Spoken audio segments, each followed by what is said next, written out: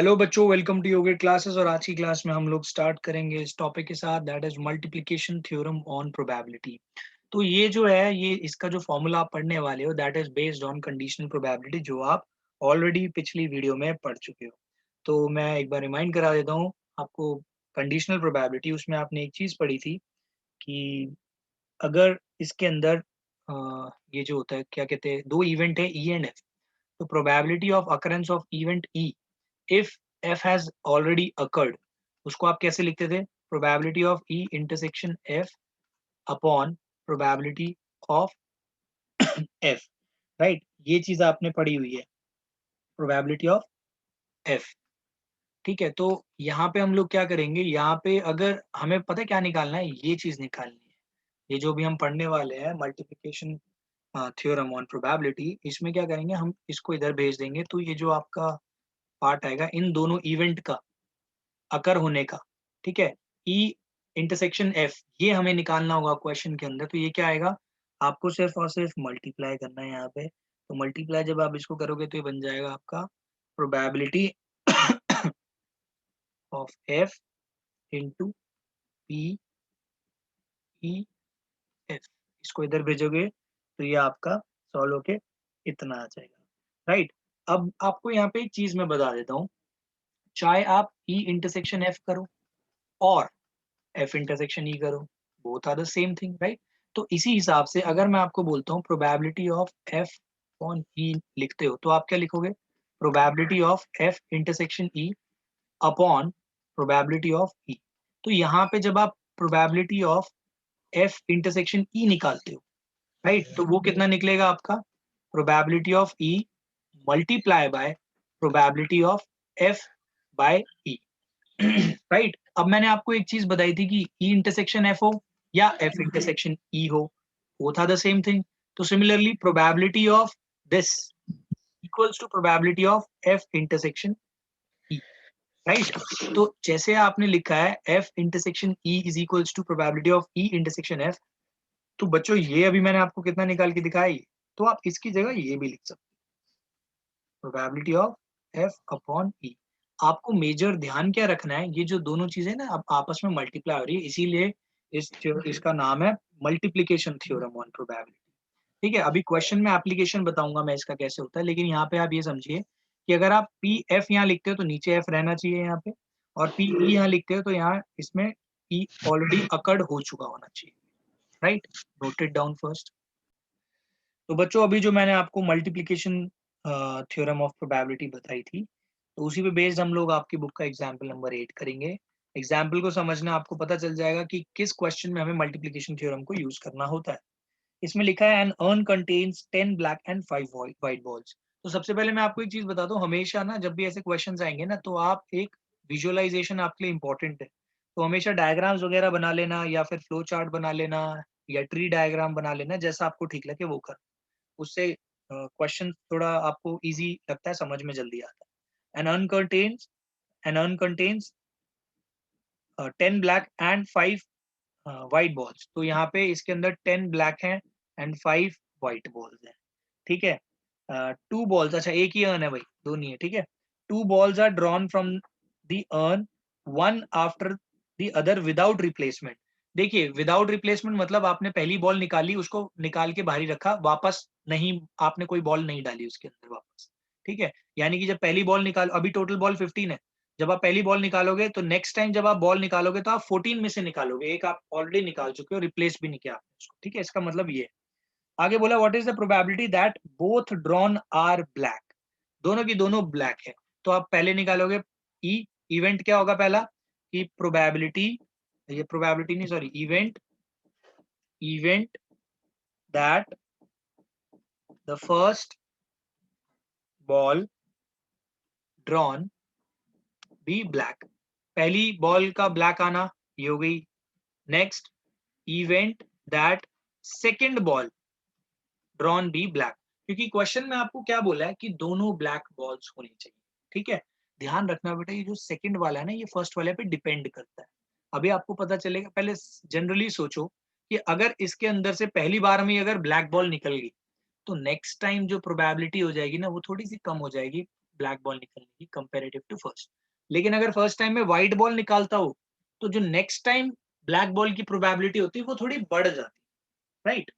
तो अब यहाँ पे इसको फॉर्मूले से समझना है। आप आगे बोला है what is the probability that both drawn are black, यानी देखो दोनों की दोनों ब्लैक निकले, यानी इन दोनों का इंटरसेक्शन निकालने के लिए बोला है आपसे, ये बोली गई है बात, राइट? तो ये चीज आपको बोली गई, इसका इंटरसेक्शन निकालो। अब यहाँ पे ना देखो गिवन कौन सा इवेंट, ये इंपॉर्टेंट है। गिवन इवेंट बेटा आपको फर्स्ट वाला है। फर्स्ट वाला कैसे है इवेंट आपको गिवन? यहाँ पे क्वेश्चन में बोला हुआ है कि प्रोबेबिलिटी आपको निकालनी है सेकंड बॉल के ब्लैक होने की if the first one is black. एक सेकंड रुको, हाँ सॉरी सॉरी सॉरी, एक सेकंड। इस क्वेश्चन के अंदर ना आपको इनबिल्ट चीज दी हुई है बेटा, ये दोनों की दोनों ब्लैक बॉल्स कब होंगी? जब पहली वाली पक्का क्या निकलेगी आपकी? Black ball. क्योंकि अगर मान लो फर्स्ट ही ब्लैक नहीं निकली तो आपकी क्या कहते हैं अगली ब्लैक निकले या ना निकले ये इवेंट तो इम्पॉसिबल हो जाएगा। तो इसके लिए इस चीज को अगर वैलिड रखना है तो it has to be taken that कि जो फर्स्ट बॉल आपकी निकलेगी वो ब्लैक ही निकलेगी, तभी आप सेकंड वाली प्रोबेबिलिटी निकाल पाओगे, राइट? तो अब यहाँ पे हम मान के चलेंगे let the first ball drawn be black. तो आप खुद सोचिए अगर फर्स्ट बॉल ब्लैक ड्रॉन होने की प्रोबेबिलिटी क्या होगी? तो आपकी जो फर्स्ट बॉल है वो मतलब आपके पास अभी ई जो इवेंट है वो फर्स्ट बॉल का ब्लैक आने की प्रोबेबिलिटी बोल रहा है। तो इसके अंदर ब्लैक बॉल्स कितनी है? 10। टोटल बॉल्स कितनी हो गई? 15। तो ये कितना हो गया आपका? सॉल्व करोगे 10/15 दैट इज 2/3। तो ये हो गई आपकी प्रोबेबिलिटी फर्स्ट बॉल के ब्लैक। अब मैंने यहाँ पे आपको बताया था कि अगर आपकी क्या कहते हैं ये जो प्रोबेबिलिटी है, प्रोबेबिलिटी क्या कहते हैं,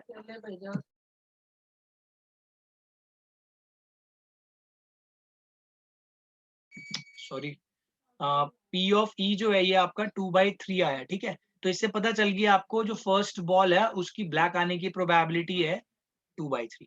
अब सेकेंड बॉल की, अब देखो यहाँ पे आपको ऐसे लिखना पड़ेगा, अगर आपको याद हो मल्टीप्लिकेशन थ्योरम मैंने आपको बताया था गिवन वाला इवेंट नीचे आएगा और जो आपको निकालना है वो यहाँ आएगा।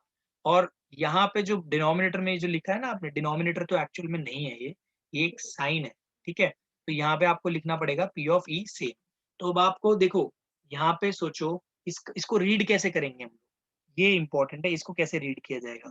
इसको रीड करने का मतलब ये है कि probability of occurring of event F if first E has already occurred, यानी कि हम मान के चलते हैं कि पहला वाला इवेंट अकर हो गया। अगर पहला इवेंट अकर हो जाता है तो देखो बच्चों सिचुएशन क्या हो जाएगी, यहाँ पे 9 ब्लैक बॉल्स बचेंगी और 5 व्हाइट बॉल्स, टोटल बॉल्स रह जाएंगी 14।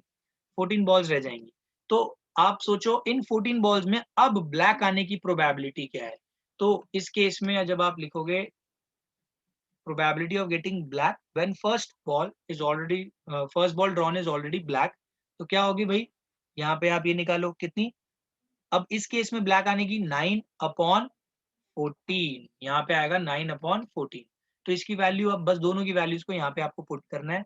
This is 2/3, this is 9/14 and यहाँ से आप आंसर निकालना है, ये आपका 7 आ जाएगा, ये 3 कैंसिल हो जाएगा, this will be 3/7। That's it. तो बच्चों अब हम लोग ना मल्टीप्लिकेशन पढ़ेंगे, बट एक ही इवेंट के नहीं, मोर देन 2 इवेंट्स अगर अकर हो रहे हैं तो हेडिंग डाल लीजिए आप multiplication rule of probability for more than 2 events.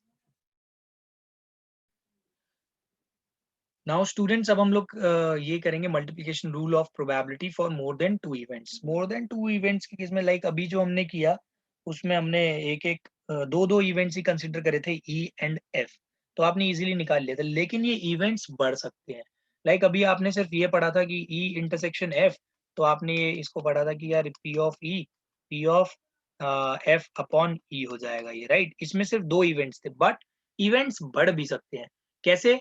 अगर मान लो अभी जो मैंने आपको पिछले ही क्वेश्चन कराया था, पिछले क्वेश्चन में अगर मैं आपको बोल देता कि थर्ड बॉल के बारे में भी बात कर लेते आपसे कि थर्ड बॉल भी आपकी तीनों की तीनों बॉल ब्लैक निकलेंगी, तो इसमें तीसरा इवेंट ऐड हो जाता, राइट? अब आप एक यहाँ पे एक चीज समझ लेना, जब भी मैं ई इंटरसेक्शन एफ है ना, इसको मैं इससे भी रिप्रेजेंट कर सकता हूँ, पी ऑफ ई एफ।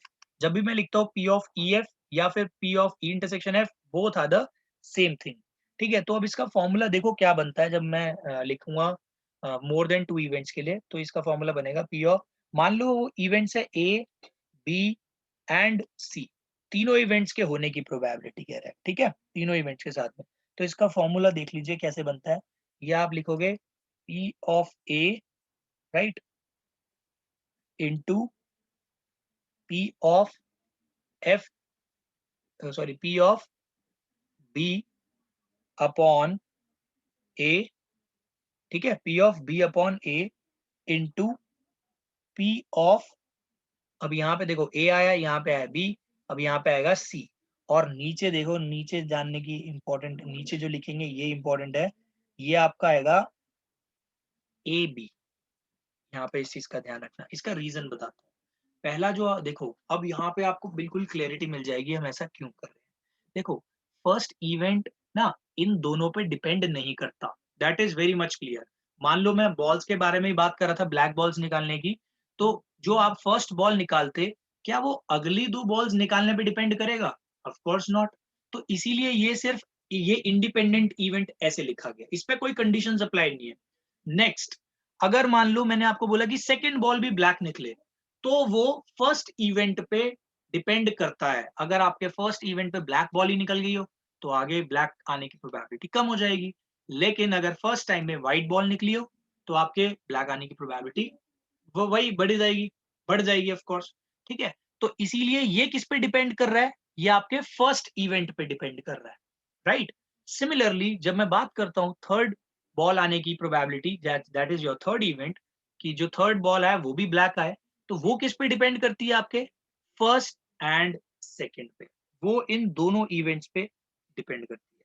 तो अगर आपको ये समझ में आ गया, तो ये फॉर्मूला आप इजीली लिख लोगे, इसमें आपको कोई भी प्रॉब्लम नहीं आने वाली, राइट। और इसको ऐसे भी लिखा जाता है, ये जो मैंने आपको बताया, कि इसको आप ये भी लिख सकते हो P of A, P of B upon A into P of C, और ए इंटरसेक्शन बी, एक ही बात है ये दोनों, राइट। तो आपको ये फॉर्मूला भी इजीली याद हो जाएगा कि भाई ये फर्स्ट की प्रोबेबिलिटी है, किसी पे डिपेंड नहीं करती, तो सिंपल लिखा जाएगा। दूसरा इवेंट पहले पे डिपेंड करता है, तीसरा इवेंट इन दोनों पे डिपेंड करता है, तो इसीलिए इस फॉर्मूले को हमने ऐसे लिखा है। इस पे बेस्ड अभी हम लोग एक क्वेश्चन करेंगे। तो बच्चों अब हम लोग इसी पे बेस्ड आपका एग्जाम्पल नंबर 9 करेंगे। आपको इस एग्जाम्पल के थ्रू बिल्कुल क्लियर हो जाएगा। क्वेश्चन देखिए क्या लिखा है इसमें, 3 cards are drawn successively without replacement from a pack of 52 well shuffled cards. अब बच्चों मैं ना आपको एक चीज यहाँ पे क्लियरली बता देता हूँ, अगर यहाँ पे वर्ड होता ना विद रिप्लेसमेंट, तो ये वाला कॉन्सेप्ट तो सीधा ही एंड हो जाता आपका, आपको अपॉन वाला चक्कर ही खत्म हो जाता, क्योंकि अगर आप बॉल को रिप्लेस कर देते हो, तब तो आपका फर्स्ट इवेंट पे सेकंड इवेंट डिपेंड ही नहीं कर रहा। सिमिलरली थर्ड इवेंट आपका जो थर्ड इवेंट जो है वो फर्स्ट और सेकंड पे भी डिपेंड नहीं कर रहा, तो ये वाला तो कॉन्सेप्ट ही खत्म हो गया उसमें। तो जब भी आपके ऐसे क्वेश्चंस आएंगे विदाउट रिप्लेसमेंट, ये और आगे की लाइन जब आप पढ़ोगे, तो आपको पता चल जाएगा, अच्छा यार ये डिपेंडेंट इवेंट्स के केस हैं, और मैं इसमें ये मल्टीप्लीकेशन थ्योरम लगाऊंगा, राइट। तो देख लीजिए क्या लिखा है, 3 cards are drawn successively without replacement from a pack of 52 well shuffled cards. तो 52 वेल शफल्ड कार्ड्स में से निकाले, what is the probability that first 2 cards are kings, मतलब देखो पहला कार्ड किंग बोला है इसने, दूसरा कार्ड भी किंग बोला है इसने, एंड तीसरा कार्ड बोला है एस, राइट। तो ये इवेंट्स भी ऐसे ही होंगे, ई एफ जी, या तो A B C, whatever you want to write you can write it. A को लिख सकते हो event of getting, event of getting king, ठीक है। आपका नेक्स्ट जो बी होगा, event of getting king on second draw, दूसरे ड्रॉ में आपका ये आना ऑन फर्स्ट ड्रॉ, यहाँ पे लिख लेना आप लोग, ठीक है। और सी जो है ये आपका आएगा event of event of getting S on third draw, ठीक है, थर्ड ड्रॉ पे एस आना। तो अब यहाँ पे आपको निकालना क्या, what is the probability that the first 2 cards are kings and the third card drawn is ace. तो देखो यानी कि आपसे उसने इन सब का इंटरसेक्शन पूछ लिया, इसका मतलब उसने ये बोला है आपसे कि ऐसा कि क्या प्रोबेबिलिटी होगी कि ये सारी चीजें अकर हो जाए, यानी कि उसने आपसे इनडायरेक्टली पूछ लिया कि भाई ये बता दो A intersection B intersection C. तो राइट, आपको ये निकालना है बीच में। तो अब आप इसका एज इट इज फॉर्मूला लिखो जैसा सिखाया था। पहले तो फर्स्ट वाला इवेंट तो किसी पे डिपेंड करेगा नहीं, नेक्स्ट वाला जो इवेंट होगा वो करेगा आपके, दैट इज इवेंट बी, वो आपका डिपेंड करेगा फर्स्ट पे, तो ऐसे लिखा। नेक्स्ट जो सी होगा वो किस पे डिपेंड करेगा, इन दोनों पे डिपेंड करेगा, राइट। अब बस आपको ना इनकी प्रोबेबिलिटीज को सेपरेटली लिखना है। तो देखो सेपरेटली कैसे लिखोगे, पहले देखो प्रोबेबिलिटी ऑफ ये जो है ना ए, यानी कि आपको ये चीज तो पता है कि भाई प्रोबेबिलिटी ऑफ अकरेंस ऑफ ए क्या होगा। अगर आपने जो पहला कार्ड है किंग निकलने की प्रोबेबिलिटी क्या होगी, किंग कितने होते हैं कार्ड्स के अंदर, 4 होते हैं, और टोटल 52 होते हैं, कार्ड्स टोटल 52 होते हैं, किंग 4 होते हैं, तो इसकी प्रोबेबिलिटी सीधा सीधा आप निकाल दोगे, दैट इज 1/13। तो ये हो गया 1/13 इनटू, अब वो कह रहा है कि आपने पहला कार्ड निकाला, अब विदाउट रिप्लेसमेंट है। विदाउट रिप्लेसमेंट मतलब अब आपके टोटल कार्ड्स रह गए कितने, 51। उसमें से किंग्स आपके कितने रह गए, आपके किंग्स रह गए हैं बेटा सिर्फ और सिर्फ 3, क्योंकि हमने क्या कहा है कि पहला कार्ड किंग निकल गया है, ठीक है, कंडीशन अप्लाई कर दी कि पहला कार्ड किंग निकल गया। 52 कार्ड्स में से अगर पहला किंग निकल गया है तो सिंपल बात है, अब तो 3 ही किंग रहेंगे और टोटल कार्ड्स भी एक कम हो गया। तो P of B conditions applied A, मतलब probability of getting a king on second draw if first king has already been drawn in the first draw, मतलब one king has already been drawn in the first draw। तो ये चीज आ गई आपकी इतनी, ठीक है, P B by A ये आ गया आपका इतना, दैट इज 3/51, राइट। इसके बाद नेक्स्ट केस में वो कह रहा है कि हम मान के चलते हैं A और B इवेंट ऑलरेडी अकर हो गए, तो C क्या होगा, मतलब एस, एस कितने होते हैं भाई। अब आप एक बात खुद सोचो, ये जो पहले ब्लैक निकला और दूसरा भी ब्लैक निकला, इससे एस थोड़ी कम हो जाएंगे, एस तो फिर भी 4 ही रहने वाले हैं, तो एस तो 4 ही रहेंगे, लेकिन नंबर ऑफ कार्ड्स कम हो गए, इससे एक कार्ड कम हो गया, यहाँ से भी एक कार्ड, यानी 2 कार्ड्स कम हो गए, अब कार्ड्स रह गए 50। तो आप इसको क्या लिखोगे, 4/50। तो आप देख रहे हो आप क्या कर रहे हो, मल्टीप्लीकेशन थ्योरम बता रहे हो, बस मल्टीप्लाई कर रहे हो इन event, in probability of events. ये वाला इस पे डिपेंड कर रहा है, ये वाला इन दोनों पे डिपेंड कर रहा है, तो आपने बस इनकी मल्टीप्लीकेशन कर दी और फाइनल आंसर देख लो, आपकी बुक में मिल जाएगा आपको। ये इसको कैंसिल करोगे 2/25, तो ये आपका लगभग आ जाएगा आंसर, ये 3 से कैंसिल होगा, 3 1, इट विल बी 17, तो 2 अपॉन ये आ जाएगा 5525, राइट। तो ये आपकी आ जाएगी प्रोबेबिलिटी, दैट्स इट। तो बच्चों नेक्स्ट है आपका इंडिपेंडेंट इवेंट्स। तो देखो इंडिपेंडेंट इवेंट्स का मतलब तो आपको सीधा पता चल गया कि एक इवेंट अपने से पहले वाले इवेंट पे डिपेंड ही नहीं कर रहा। अभी जो आपने मल्टीप्लिकेशन थ्योरम लिखी थी, सिर्फ 2 की मैं बता रहा हूँ कि मान लीजिए अभी आपने लिखी थी ए इंटरसेक्शन बी, अगर 2 इवेंट्स के बारे में बात कर रहा हूँ अभी मैं, ठीक है, ऐसी 3 इवेंट्स में भी चलेगा, 4 में भी यही चलेगा। तो ए इंटरसेक्शन बी आपने ये लिखा था P of A, P of B upon A, ये पढ़ा था। यहाँ पे मैंने आपको बताया था probability of occurrence of B if A already occurred. तो अगर ए का फर्क पड़ता है इस पे, इफ ए का यहाँ पे अगर फर्क पड़ता है तो आप कहोगे कि हाँ भाई ये तो डिपेंडेंट इवेंट्स है। अगर अगले इवेंट की प्रोबेबिलिटी पे फर्स्ट इवेंट का फर्क पड़ता है तो आप बोलोगे डिपेंडेंट इवेंट्स है, राइट। लेकिन अगर नहीं पड़ता तो आप पता क्या लिख सकते थे इसको, आप ये कह सकते थे अगर ये चीज हो जाती probability of A into probability of B, अगर ये चीज आ जाती, मतलब यहाँ पे आप देख रहे हो यहाँ पे फर्स्ट इवेंट का असर ही नहीं पड़ रहा।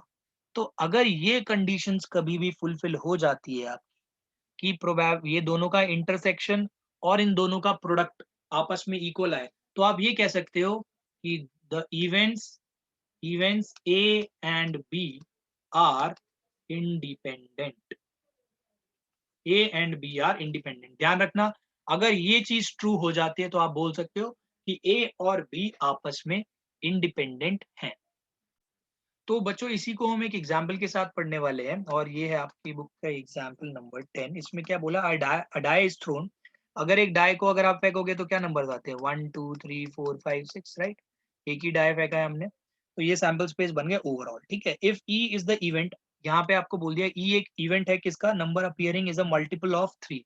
तो नंबर मैं यहाँ पे डायरेक्टली लिख रहा हूँ, number appearing multiple of 3, multiple of 3 क्या है यहाँ पे 3 और 6, ठीक है। आप यहाँ पे लेट करना, let E be the event